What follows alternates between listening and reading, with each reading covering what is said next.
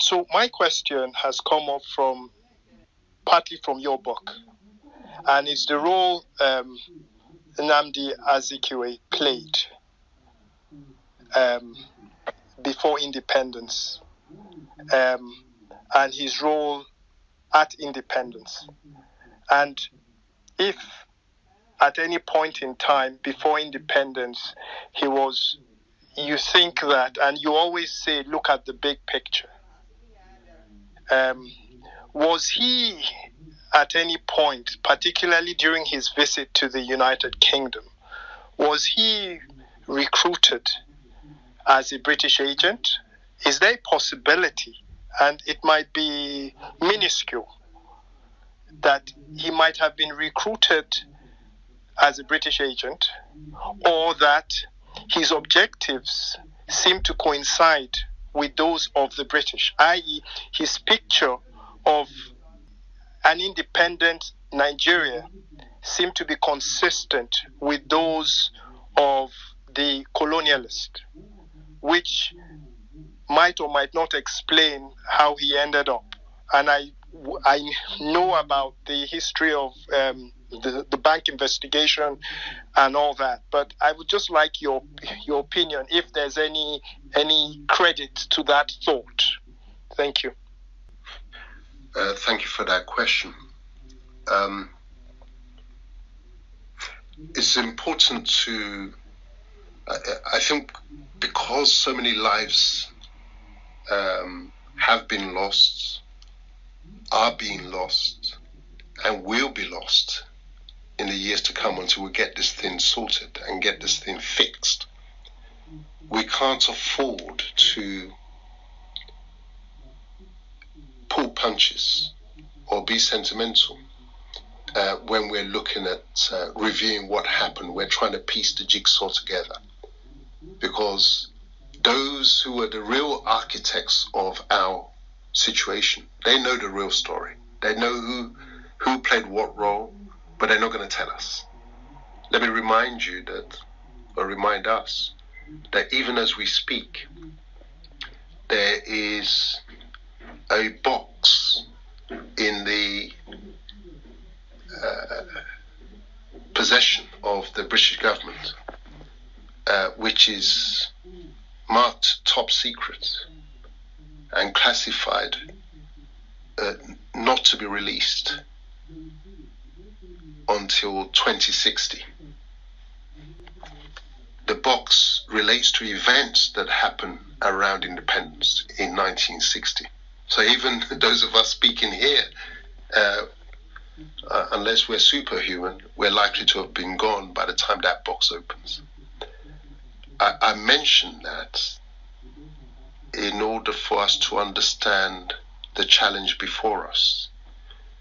We've been left to try and piece together the evidence, the jigsaw puzzle. And this jigsaw puzzle has 1 million pieces, 1 million parts that have been scrambled and scattered. But slowly we're beginning to piece it together. And so when we come to Azikiwe, we do, as I explained in Fatherless, we do find an enigma, a character who was a central character, but who ended up a very complex actor in the whole exercise. And I have to say that the information, most of the information that I got on Azikiwe came from his own hand, his autobiography, titled My Odyssey. So there was a man who his early struggles I could very much relate to. They were very reminiscent of my early struggles as a student in London. But he was in America, doing what he had to do to get on with life, because he didn't have the resources, the family resources, to carry him through. So whatever job he had to do, he did it. Admirable. you then see somebody who is studying political science in the United States of America. Bear in mind, the first rebel territory. So he's there in the best universities. He's brilliant, articulate. And to begin with, he's a Pan-Africanist. And even today, when you speak to the Pan-Africanists, the last thing they want to hear is Igbo nationalism, if they're Igbos, or Yoruba nationalism, if they're Yoruba. They're just diametrically opposed. But what you then see is Azikiwe, a turn in his character by the time he comes back from America. He's now taken on the mantle of the Igbo champion, juxtaposed against Awolowo, the Yoruba champion, and Sardauna, the northern champion. So you're seeking to understand what's going on, what has led to this change of character. Somebody who's really a Pan-Africanist, who studied in cosmopolitan America, who's been exposed to the civil rights struggle in America, where all African Americans see themselves as one. What is it that then happens? That when he hits the ground, he's now singing a different tune of Igbo nationalism. And the clue to it is page 176 of Fatherless, where I explained that while he was still in London, this was him returning from America and passing through London, he had met Marjorie Perham, who was Lugard's biographer. And how did that meeting come about? Is because he, in America, while he was in America, he had been trying to get a job back home, like we all do when you finish your studies. He's proved his brilliance and his excellence. He's optimistic. Think job opportunities are waiting. But bear in mind that this is colonial Nigeria, under British colonial rule. And already India is giving trouble, chewing at the leash for independence. And so somebody like that, the first of his generation coming home from America with a degree in political science, masters in political science, that's trouble. And you're going to contain that. So every job he applied for was blocked. And this is from his own autobiography. That creates frustration, because his father had loaned him a significant part of his pension because he wanted the best for his son. And you can feel the pressure, the obligation that he's going to go back and help his father and help his family. And then all of a sudden you can't get a job. That leaves you vulnerable. And it got to the point where he had attempted suicide. Again, not made up. This is from his own autobiography. And so you seek to understand what he's going through.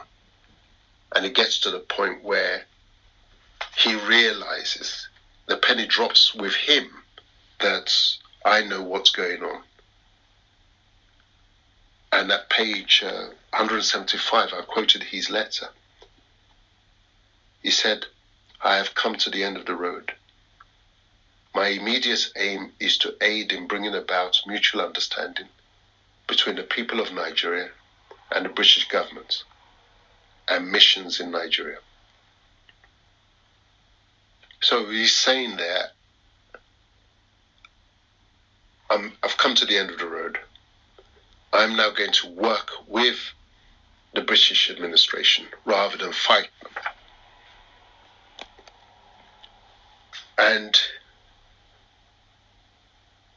I then say, Azikwe's admission of defeat in his personal struggle against the British colonial powers and his declaration of his new readiness to work with them formed the basis of his emergence as the political leader of the Eastern region, and goes to explain the special relationship that developed between Azikiwe, the British, and the Fulani political leaders of the North. Through Parham's agency, Azikiwe, while still in London, in quick succession, had meetings with Sir William Edgar Hunt, the Lieutenant Governor of the Southern Provinces, Major Hans Vischer, formerly Director of Education for the Northern Provinces of Nigeria, and with the Colonial Office team. Now let me share with you a detail that I only came across after Fatherland was published. Major Hans Vischer, the name that I just mentioned, one of the ones he met with, it was the former MI6 head of station in Vienna. And you could check that. If you go to, there's a book titled MI6, The History of the Secret Intelligence Service, 1909 to 1949, written by one Keith Jeffrey. And you see Major Hans Vischer discussed at page 201 of that book. So there's your answer. And then what I sought to convey in Fatherless was that the turnaround in Azikiwe was not because he wanted to, but he had become vulnerable and exposed. He had been roped in, forced to surrender effectively by the struggles that he was going through. And now, having agreed to not to fight them directly as he was before, but to work with them, opportunities were now opened up. The publication, when he eventually got a job, it was the publication called the Morning Post in Accra, is where he learned his trade as a journalist. But the Morning Post was a British establishment publication which had branches all over in many parts of the empire. So I hope that answers your point. I'm sorry, Dele, do you mind repeating what you said about the MI6 or MI5 station in Vienna in relation to Fischer? Yeah, sure.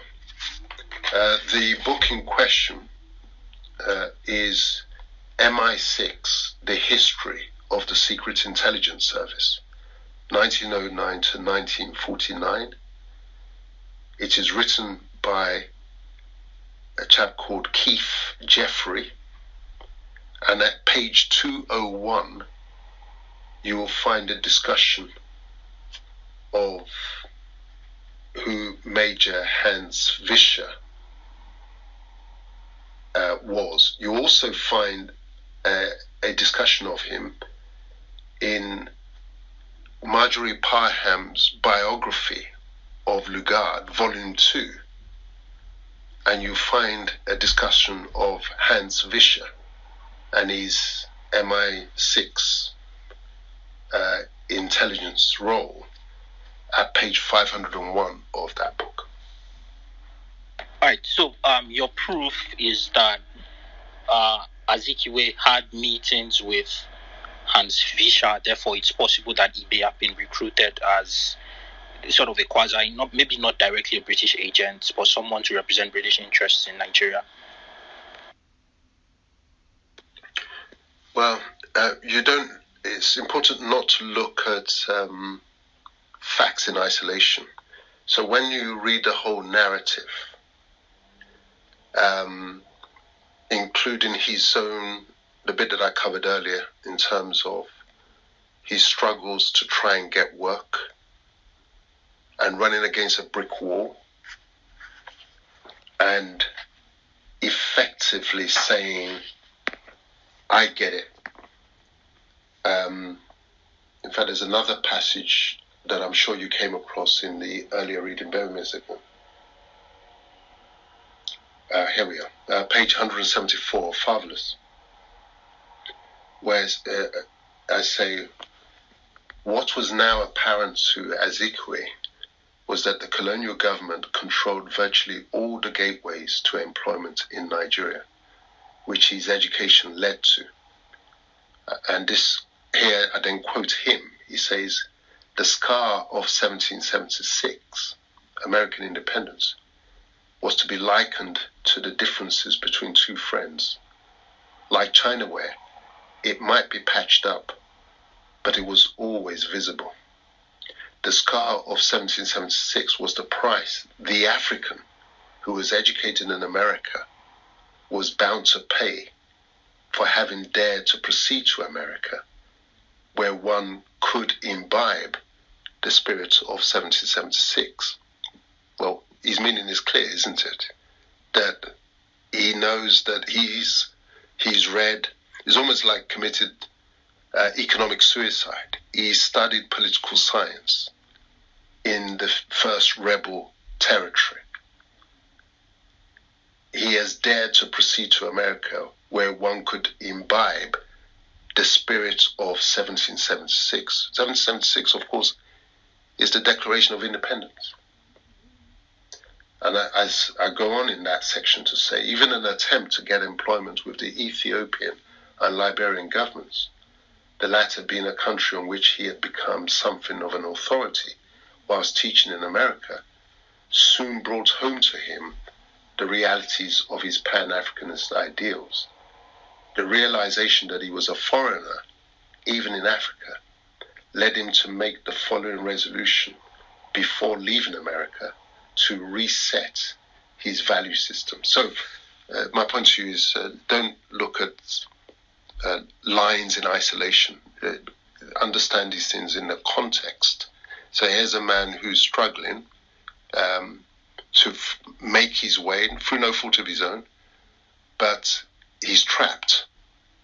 And then, having attempted to commit suicide, he's saved by a good Samaritan. And then he's introduced to the colonial players. Then form your own conclusions and make your own deductions from that. Thank you. I am happy with the opinion with regards to Zik.